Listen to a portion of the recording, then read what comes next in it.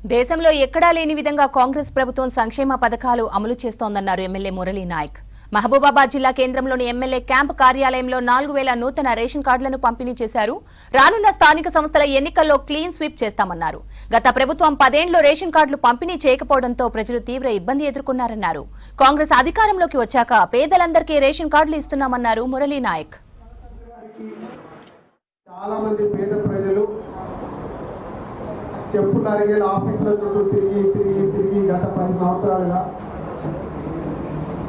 ఎన్నిసార్లు వాళ్ళు మొరపెట్టుకున్నా కూడా గత బీఆర్ఎస్ ప్రభుత్వం కొత్త రేషన్ కార్డులు ఇవ్వలేని పరిస్థితి. ఆ పరిస్థితి నుండి మన ప్రభుత్వం, పేదల ప్రభుత్వం, మీరు కోరిచ్చినటువంటి ఇందిరా ప్రభుత్వం, ఇందిరమ్మ రాజ్యంలో పేదలకు న్యాయం జరగాలని చెప్పేసి